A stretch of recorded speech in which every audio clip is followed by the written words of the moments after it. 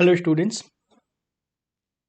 पिछले वीडियो में हम लोग रोटेशनल मोशन के डायनेमिक्स और स्टैटिक्स की बात कर रहे थे। सॉरी, काइनेमेटिक्स और डायनेमिक्स की बात किए थे। काइनेमेटिक्स और डायनेमिक्स याद है? थोड़ा थोड़ा हमने क्या क्या बात किया था।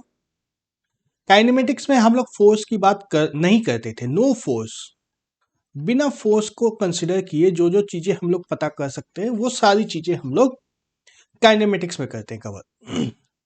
और जब हम लोग फोर्स को कंसीडर करने लगते हैं, reason for the speed, displacement, ये सब जब कंसीडर करते हैं तो ये सारी चीजें हम लोग डायनामिक्स में कवर करते हैं। बहुत सिंपल सा डिफरेंस है। काइनेमेटिक्स में हम लोग सिर्फ फ्यूचर प्रेडिक्ट करते हैं, क्या होने वाला है, कितनी दूर जाने वाली है ऑब्जेक्ट, कितनी दूर के बाद रुकने वाली है, किस एक्सेलरेशन से जाने वाली है। और डायनेमिक्स में हम लोग क्या बात कहते हैं, फोर्स कितना लगाने से क्या रिजल्ट आने वाला है। ठीक है, क्लियर था। फिर हम लोग और क्या बात किए थे, हमने बात की थी कि लीनियर मोशन इन 2 डायमेंशन या 1 डायमेंशन से कंपेयर कर रहे थे। लीनियर मोशन सब कुछ हम लोग पढ़ चुके हैं लीनियर मोशन के बारे में, और यह चैप्टर रोटेशनल के बारे में चल रहा है। रोटेशनल की खास बात थी फिक्स्ड एक्सिस के ऊपर रोटेशन होना चाहिए। फिक्स्ड एक्सिस सबसे इंपॉर्टेंट है। यह कोई एक्सिस एक फिक्स्ड होना चाहिए, उसी के ऊपर रोटेशन होना है। उस एक्सिस को चेंज नहीं करेंगे हम लोग, चाहे जो हो जाए। एक्सिस अगर चेंज हो गया तो आउट ऑफ सिलेबस बोल देना है। अगर एक्सिस कहीं पे भी चेंज होने लगता है तो उसको आउट ऑफ सिलेबस बोल देना। ये +2 के लेवल में नहीं आता है। एक्सिस जहां तक फिक्स है वहीं तक की हम लोग बात करेंगे। तो कंपैरिजन कर रहे थे लीनियर मोशन में जो पढ़ा था, और उसको रोटेशन में अगर बात करनी है तो कैसे कंपेयर कर सकते हैं। डिस्प्लेसमेंट की हम लोग बात करते हैं।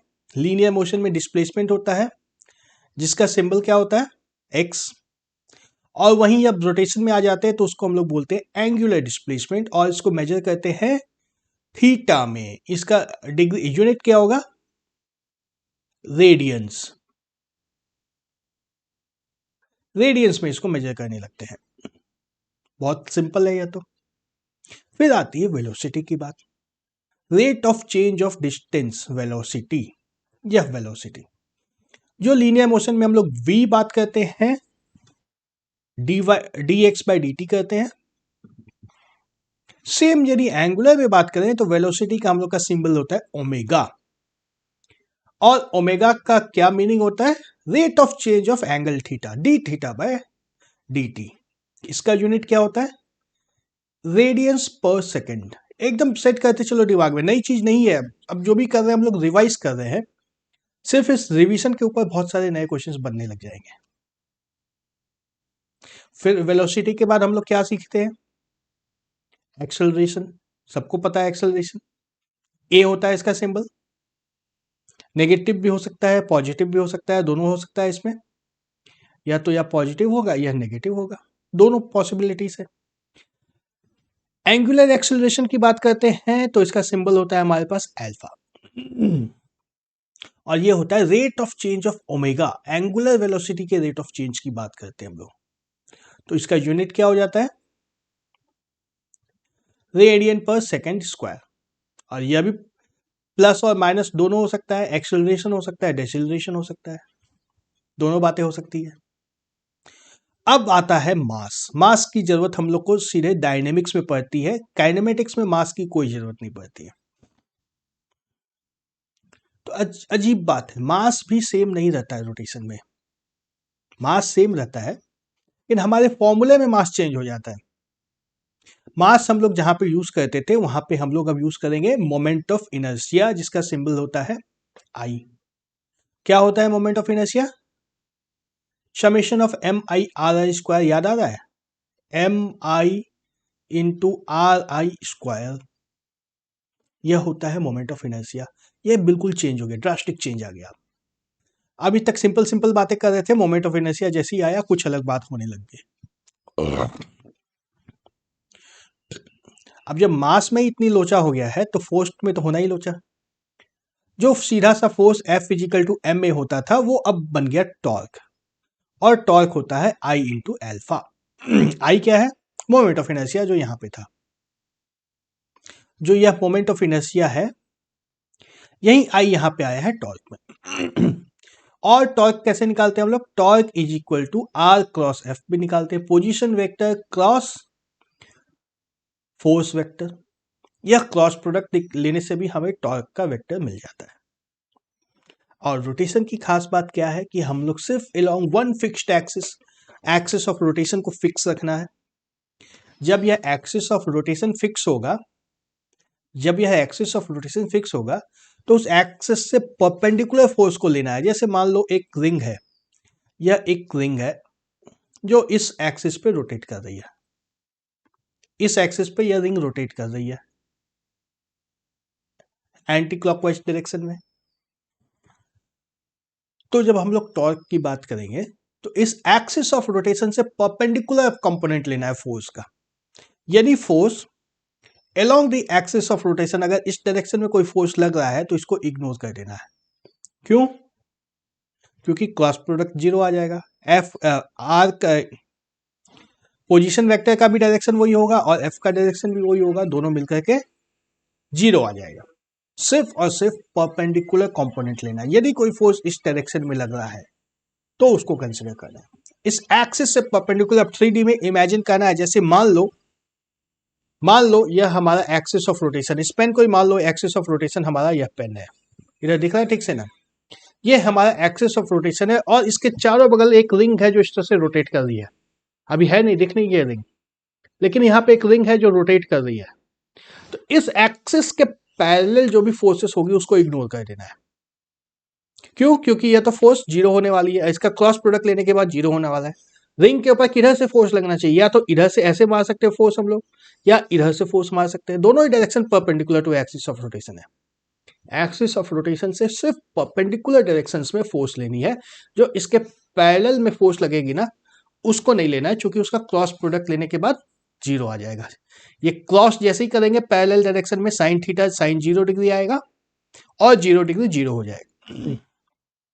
तो यह एक आसान चीज हो जाती है। हमें सिर्फ 2D में बात करनी होती है, फिर 3D खत्म हो जाता है। फिर आता है work is equal to force into displacement. और यदि कैलकुलस में बात करें तो dw is equal to F dot D S. Same torque और थीटा को लेकर के सेम चीज आ गया। अब टॉर्क इनटू डिस्प्लेसमेंट हमें मिल जाएगा वर्क डन। अब आता है नई चीज फिर से, kinetic energy half M V square. ये तो बहुत सिंपल फॉर्मूला था, लेकिन जैसे ही रोटेशन में आते हैं यहाँ पे आई ओमेगा स्क्वायर हो जाता है, आई आ जाता है, यहाँ पे एम भी गायब हो गया है।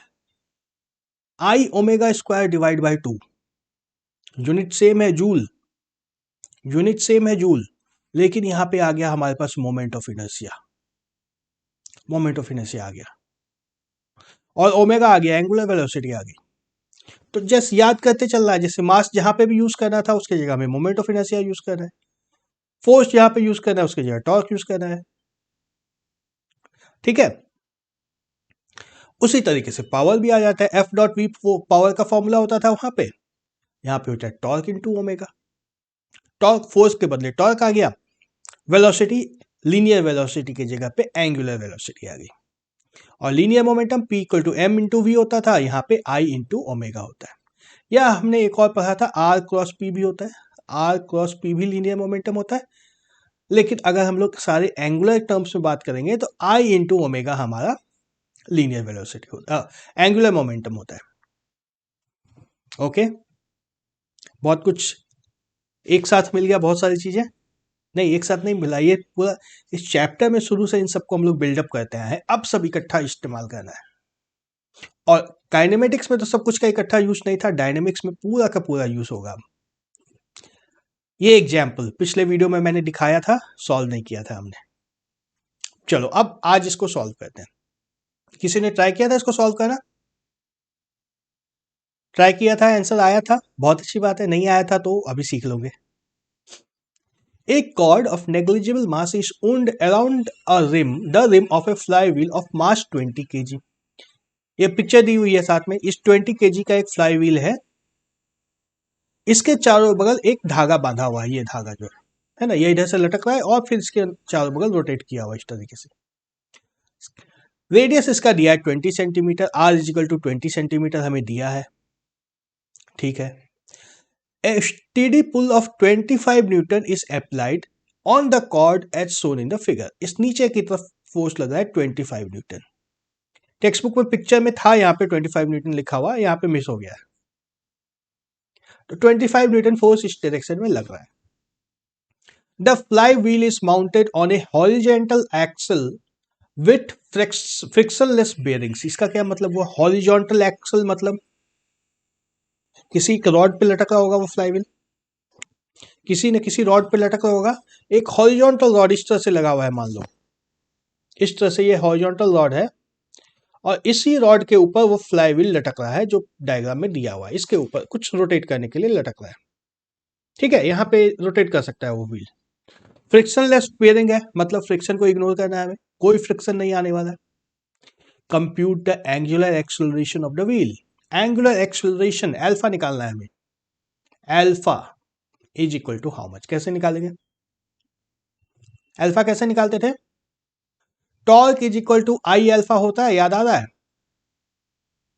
Second law of motion, Newton second law of motion, F is equal to M में होता है।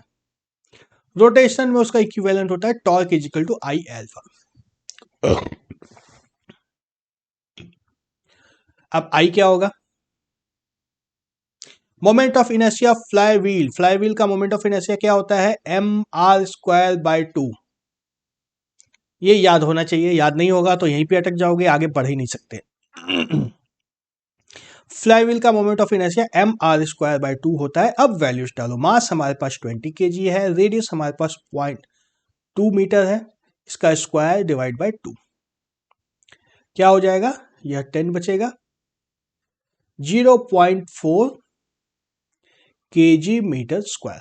चलो मैं आई यहां पे लिख देता हूं, I is equal to 0.4 kg metre square. Okay, अब टॉर्क, टॉर्क कैसे निकालेंगे हम लोग? इसको मैं इरेज कर देता हूं, मोमेंट ऑफ इनर्शिया हमारा निकल ही चुका है। टॉर्क कैसे निकलता था? Torque is equal to R cross F. R हमारे पास 20 सेंटीमीटर, यह डिस्टेंस 20 है, यह डिस्टेंस 20 है, क्रॉस एफ, एफ 25 है। 20 इंटू 25 और 20 सेंटीमीटर है, 0.2 क्या हो जाएगा? ये 5 न्यूटन मीटर। टॉर्क हमारे पास क्या आ गया? 5 न्यूटन मीटर। अब यह फॉर्मूला लग जाएगा हमारा, torque is equal to I alpha. लगा दूंगा, बहुत सिंपल है। अब तो अल्फा क्या आ जाएगा? Alpha is equal to torque 5 newton metre divide by 0.4 जो कि आई है हमारा। 50 divide by 4 12.5 radians per second square. Unit तो कोई डाउट नहीं है यूनिट में, radiance per second square. Simple था, मुश्किल था क्या? सारे फॉर्मूलेस दिमाग में रहने चाहिए। इस चार्ट में जो फॉर्मूलेस दिए हैं यहाँ पे, ये सब कुछ दिमाग में रहेगा तो क्वेश्चंस बन जाएंगे। कोई हाई फंडा लॉजिक नहीं लगाना है, सिर्फ जो इसमें दिए गए फॉर्मूले सिर्फ याद रहने चाहिए। याद है तो फिर हो जाएगा। मैं बता चुका हूं पहले ही, बार बार बता रहा हूं कि कॉम्प्लिकेटेड क्वेश्चंस इस चैप्टर में नहीं आएंगे। इस चैप्टर के फॉर्मूले सिर्फ कॉम्प्लिकेटेड होने वाले हैं। दूसरा पार्ट देखो, find the work done by the pull when 2 metre of the cord is unwound. 2 metre यह डिस्प्लेसमेंट हो रहा है ना, तो ये रॉड जो है, ये स्ट्रिंग जो है 2 मीटर्स खुल जाएगी। तो वर्क डन निकालना है। वर्क डन क्या होगा? या तो टॉर्क इंटू थीटा करना है या फोर्स इंटू डिस्प्लेसमेंट करना है। एंगुलर की बात है, हम लोग टॉर्क इंटू थीटा करेंगे। टॉर्क हमारे पास है 5 newton metre into displacement. Displacement हमारे पास सॉरी थीटा निकालना है। थीटा, थीटा कैसे निकालते हैं? Theta into radius is equal to displacement होना चाहिए, डी। यहां देख लो ये, तो थीटा हमारे पास क्या है? डिस्प्लेसमेंट जो है 2 metre divide by radius, radius है 0.2 मीटर। 2 डिवाइड बाय 0.2 जो कि 10 हो जाएगा, 10 इंटू 5 50 जूल। यही हमारा वर्क डन है। Also find the kinetic energy of the wheel at this point, assume that the wheel starts from rest. अब देखो बड़ा इंटरेस्टिंग सवाल है ये। व्हील रेस्ट से स्टार्ट हो रहा है, काइनेटिक एनर्जी निकालना है, तो काइनेटिक एनर्जी तो इक्वल टू वर्क डन ही होगा ना। Kinetic energy is equal to work done, यही होने वाला है और कुछ तो हो नहीं सकता है।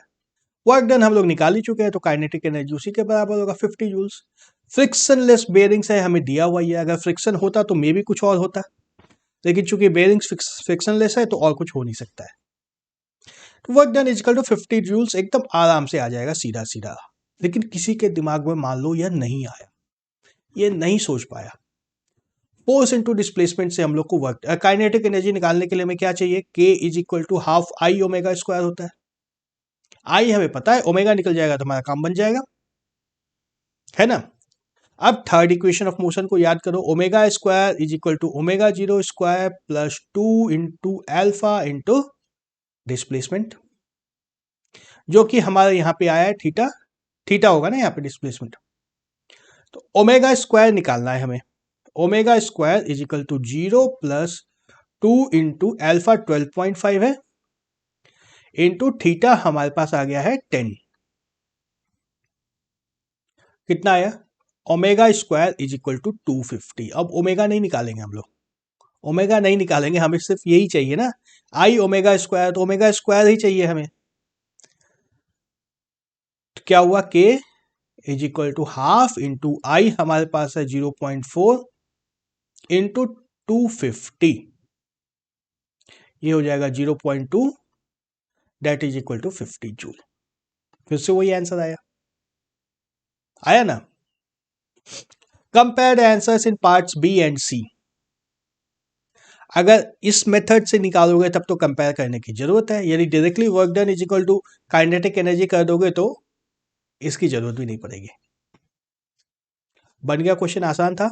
कितना आसान क्वेश्चन था, सिर्फ और सिर्फ फॉर्मूलेस को अप्लाई करना, और कुछ नहीं रखा है इन क्वेश्चंस में, सिर्फ और सिर्फ फॉर्मूलेस को अप्लाई करते जाना है जगह पे। कुछ था क्या मुश्किल, नहीं था, कुछ मुश्किल नहीं था।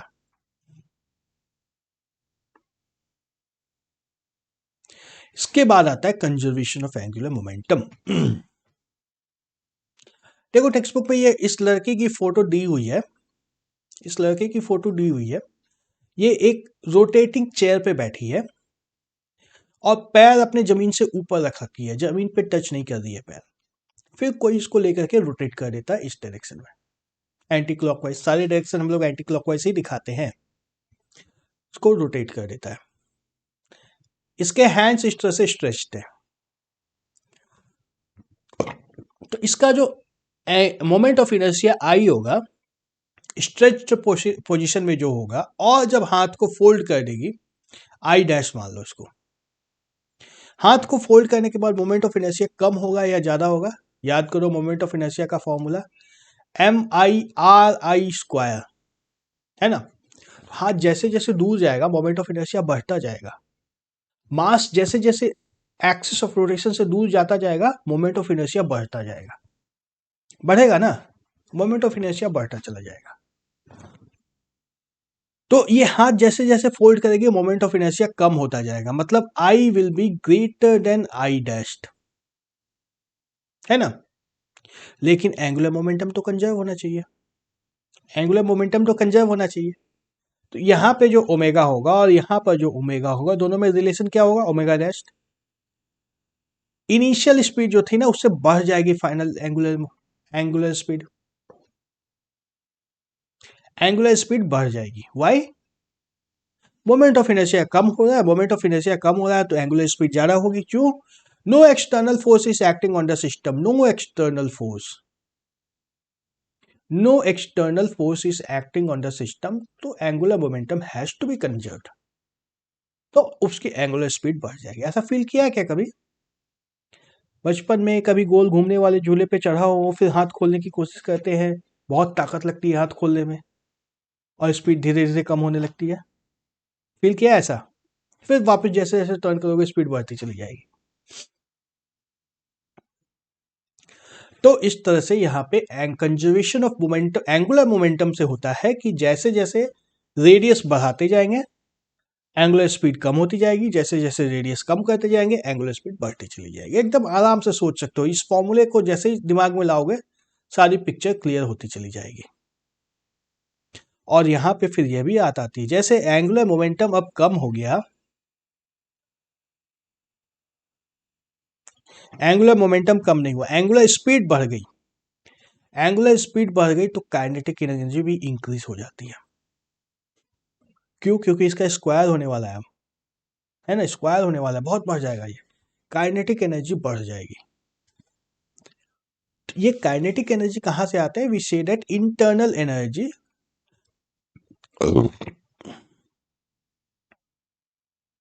internal energy is converted into kinetic energy.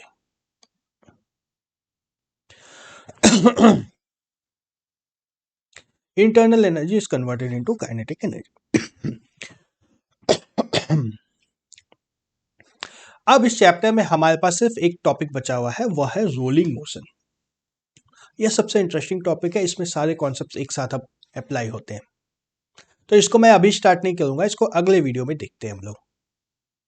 तब तक के लिए बाय बाय।